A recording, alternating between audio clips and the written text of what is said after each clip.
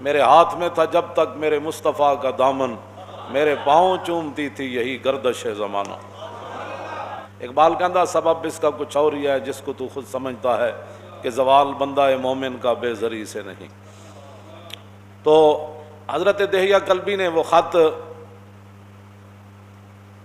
بصرہ شام کے گورنر کو پہنچایا، یہ بخاری شریف کے اندر ہے کہ نبی علیہ الصلوۃ والسلام نے خط جو بھیجا تھا وہ دہیہ کلبی کے پاس دیا اور فرمایا یہ پہنچا دے۔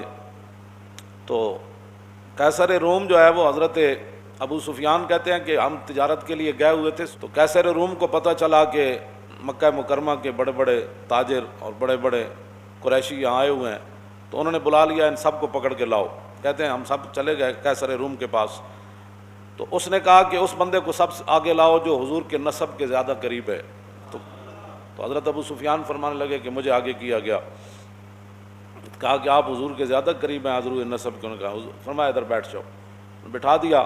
فرمایا میرے ساتھ جتنے ساتھی تھے ان کو میری پیٹھ کے پیچھے بٹھا دیا اور کہا کہ اگر یہ حضور کے بارے میں غلط بیانی کریں تو آپ نے مجھے بتانا ہے۔ اس نے پھر رسول اللہ کے بارے میں، یہ بخاری شریف کے اندر موجود ہے، اس نے پھر رسول اللہ کے بارے میں سوالات کیے قیصر روم نے۔ تو اس نے ترجمان بلایا، کہا کہ ان سے یہ پوچھو کہ جنہوں نے یہ دعویٰ کیا ہے ان کا نسب کیسے ہے، کیف نسب فیکم؟ تو کہنے لگے میں نے کہا کہ فینا ذو نسب، موت بڑے عالی نسب والے ہیں، بڑے بلند خاندان والے ہیں۔ پھر اس نے کہا کہ ان سے یہ پوچھو کہ آپ کے خاندان میں حضور سے پہلے کبھی کسی نے دعویٰ کیا نبوت کا؟ تو انہوں نے کہا آج تک نہیں کیا، حضور نے دعویٰ کیا۔ پھر اس نے پوچھا کہ کیا ان کے آباء و اجداد کے اندر کوئی پہلے بادشاہ گزرا ہے؟ کہا کہ نہیں، ان کے آباء و اجداد میں کوئی بادشاہ نہیں گزرا۔ پھر اس نے پوچھا کہ ان کے جو متبعین ہیں، ان کی جو پیروی لوگ کر رہے ہیں، وہ ضعفاء ہیں یعنی کمزور لوگ ہیں یا بڑے خاندانوں والے ہیں؟ تو کہا کہ نہیں، ان کی پیروی تو کمزور لوگ کر رہے ہیں۔ پھر پوچھا کہ ان کی تعداد کم ہو رہی ہے یا زیادہ ہو رہی ہے؟ انہوں نے کہا نہیں، ان کی تعداد تو بڑھ رہی ہے۔ پھر اس نے پوچھا کہ کیا کوئی بندہ اپنے دین سے ناراض ہو کر کبھی کوئی واپس کفر کی طرف پلٹا؟ انہوں نے کہا نہیں، کبھی بھی کوئی نہیں پلٹا۔ انہوں نے کہا کہ آپ نے کبھی ان کے بارے میں اعلان نبوت سے پہلے غلط بیانی کی نسبت کی تھی حضور کی طرف؟ انہوں نے کہا نہیں، کبھی بھی نہیں کی۔ ابو سفیان کہتے ہیں میں ایک بات اپنی طرف سے داخل کر سکا کہ صلح حدیبیہ کا معاہدہ ہو چکا ہے، اب دیکھتے ہیں حضور وعدے کی پاسداری کرتے ہیں یا نہیں۔ کہتے ہیں سوائے اس کے میں حضور کے بارے میں وہاں کوئی بات نہیں کر سکتا، یہ رسول اللہ کا مقام اور شان ہے۔ اور اگر آج کوئی ان کے بارے میں بات کرے تو قیصر روم کے سامنے جنہوں نے نہیں مانا، وہی تو فتح مکہ والے دن مسلمان ہوئے نا حضرت ابو سفیان، لیکن ایسے پھر مسلمان ہوئے کہ جاتے ہوئے پھر وہاں حضور غزوہ حنین کے لیے گئے تو ایک آنکھ وہاں دے دی اور دوسری آنکھ جنگ یرموک میں دے دی، تو پھر قیامت تک کو کتا ان کو بھونک نہیں سکتا۔ اور جنگ یرموک میں جب حضرت ابو سفیان نے بات کی تھی نا، سب صحابہ نے کہا کہ حالات اس طرح کے ہیں، تو ہر ایک نے خطبہ دیا، تو حضرت ابو سفیان کہنے لگے اہل اسلام حضر ما ترون، یہ منظر دیکھ رہے ہو ہم کتنے ہیں اور وہ کتنے ہیں، ان کا جنگی ساز و سامان کتنا ہے اور ہمارا کتنا ہے، ہم وطن سے کتنے دور ہیں، ہم ان کے وطن میں لڑنے کے لیے آئے ہیں۔ جب یہ باتیں کی تو صحابہ ظاہر ہے موجود تھے سارے بڑے بڑے، تو فرمایا پریشان ہونے والی بات نہیں، فہذا رسول اللہ، فرمایا حضور بھی جنگ یرموک میں حضور بھی جلوہ گر ہیں، فہذا رسول اللہ۔ تو وہاں آپ کی دوسری آنکھ بھی چلی گئی، جو تو کسی کو کیا پہنچتا، آپ کا کوئی بچپن کی باتیں شروع کر دے کہ میں ایسے ہوتا تھا تو پھر میں ایسے ہوتا تھا، تو بات جو الاسلام یہدم ما کان قبلہ، اسلام کا یہی تو کمال ہے کہ اسلام سے پہلے جتنی باتیں ہوتی ہیں جب کلمہ پڑھ لیتا ہے وہ باتیں ساری ختم ہو جاتی ہیں، بات ختم ہے۔ وہ تو اسلام کی خاطر نابینا ہو گئے، اور پاکستان کے روڈوں پر کوئی کتا ان کو بھونکتا ہے تو وہ تو اپنے آپ کو بھونکتا ہے، اس کا کیا تعلق ہے صحابہ سے؟ صحابہ تو جن خاکوں سے گزرے وہ خاک بھی افضل اور حال ہے۔ کتنی صداقت ہے، فرمایا میں حضور کے بارے میں کوئی بات نہیں کر سکا، صرف ایک بات کر سکا کہ حضور نے کبھی بھی ایسی بات نہیں کی، لیکن اب دیکھتے ہیں کہ رسول اللہ صلی اللہ تعالیٰ علیہ وآلہ وبارک وسلم جو ہے وہ کیا کرتے ہیں، اب نہیں پتہ۔ تو کہا کہ آپ یہ بتائیں کہ آپ کی ان کے ساتھ جنگ ہوتی رہتی ہے؟ انہوں نے کہا جی بالکل ہوتی رہتی ہے۔ انہوں نے کہا کہ وہ جنگ کا نتیجہ کیا ہوتا ہے؟ کہا کہ الحرب سجال، جنگ تو ایک ڈول ہے، جس طرح پانی بھرنے کے لیے بندہ کنویں میں پھینکتا ہے تو ڈول، تو کبھی ایک آدمی پانی ڈول سے نکال لیتا ہے، کبھی دوسرا، مطلب یہ تھا کہ کبھی ہم جیت جاتے ہیں کبھی وہ جیت جاتے ہیں۔ یہ اس نے پھر پوچھا کہ وہ آپ کو حکم کیا دیتے ہیں، کس بات کا؟ انہوں نے کہا کہ قل تو یقول اعبدوا اللہ وحدہ ولا تشرکوا بہ شیئا واترکوا ما یقول آباؤکم ویامرون بالصلاۃ والصدق والعفاف والصلہ۔ انہوں نے کہا کہ وہ ہمیں حکم دیتے ہیں کہ جناب اللہ کی عبادت کرو، اور جن پر تمہارے آبا و اجداد تھے بتوں کی پوجا کرتے تھے وہ سارے معاملات چھوڑو، اور حضور ہمیں نماز کا حکم دیتے ہیں، سچائی کا حکم دیتے ہیں، پاک دامنی کا حکم دیتے ہیں، اور رسول اللہ صلہ رحمی کا حکم دیتے ہیں۔ کہا کہ حضور یہ ہمیں حکم دیتے۔ اب 11 سوالات کیے اور ان میں سے جواب نہ ہو کہ پھر وہ اس کو ویسے ہیراکل پڑھتے ہیں، ہیراکل یا ہیرکل پڑھتے ہیں، ویسے لوگ ہیرکل کہتے ہیں، ہیرکل یا ہیراکل دونوں طرح۔ انہوں نے بخاری شریف کے اندر بھی اس کا ضبط دیا ہوا ہے کہ اس لفظ کو کیسے پڑھنا ہے، لیکن بخاری اردو بھی کی ہو نا گھر میں تو اس کو سمجھنے کے لیے پہلے 16 سال پڑھنا پڑتا ہے۔ ہاں اے مت کوئی سمجھے کہ جناب گھر اردو دی بخاری پئی ہوئے تو بندے نو بخاری سمجھ آ جائے، ہاں جی پھر تو گل مک جاندی، پھر تو ہر بندہ استاد العلماء تے شیخ الحدیث تے جناب شیخ الکل تے جناب خطیب پاکستان تے فخر ہندوستان بن جائے گا۔ ہاں جی گھر کتاباں ساریاں پئی نہیں ہوندیاں، پھر سویرے تسی منڈیاں نو کیوں سکول بھیج دیو،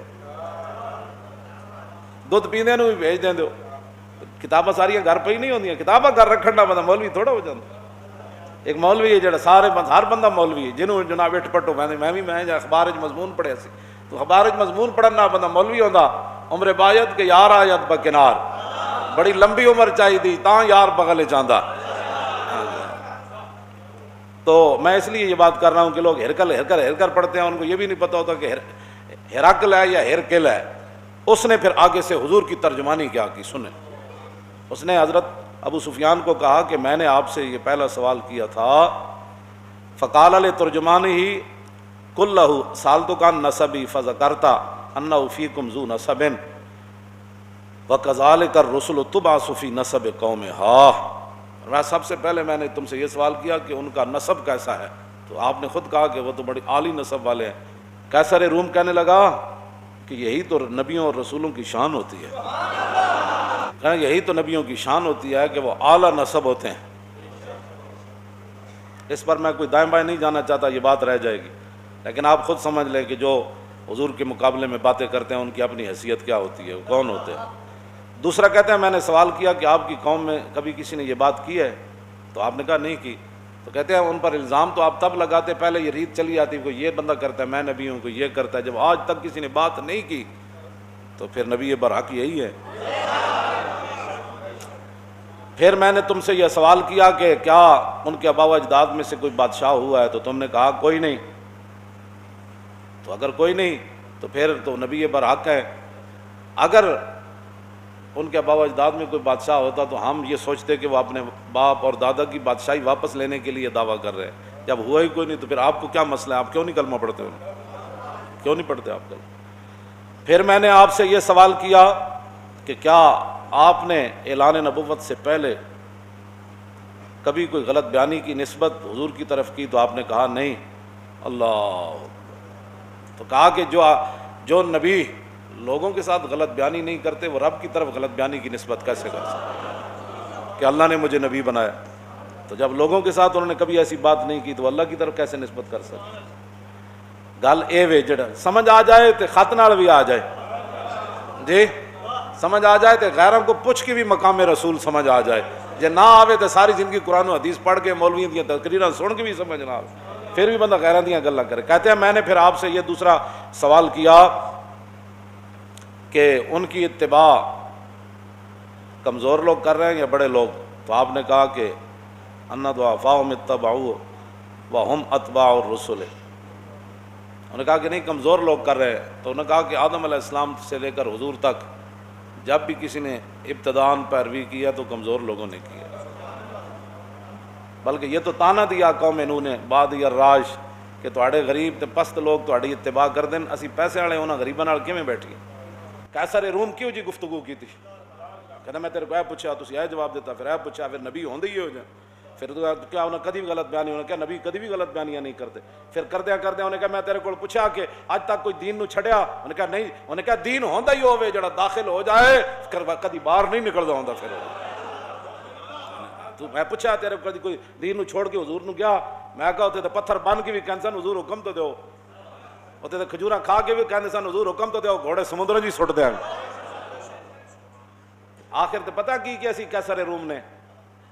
اتنے تے انگوٹھے چومن تے جھگڑے نا، اور کہنے لگا اے جو کچھ میں تہاڈے کول پوچھیا نا تے یاد رکھو، اے میں جتھے بیٹھا فسا یملکو موضع قدمیا ہاتین، اے میں جس سلطنت تے بیٹھا نا آج سپر پاور دا بادشاہ، یاد رکھو ابو سفیان ایک وقت آئے گا محمد عربی دے غلام سلطنت تے قبضہ کر لینا۔ جتھے میں بیٹھا اس جگہ بھی حضور دے غلاماں نے قبضہ کر لینا۔ اگر گل اے وے جڑی تو دس رہا تے انہاں دے غلاماں نے قبضہ کر لینا، پھر صحابہ قیصر روم دے دروازے تے گھوڑے نہیں جا بدے۔ یہ انہیں کہ اگلی گل بڑی عجیب ہے، انہیں کہا لو کنت عندہ لغسلت عن قدمہ۔ اے گل پڑھ کے بندہ مست ہو جاندا، کہندا میں جے حضور کول ہوندا نا تے میں حضور دے پاؤں مبارک دھو کے پینے سن۔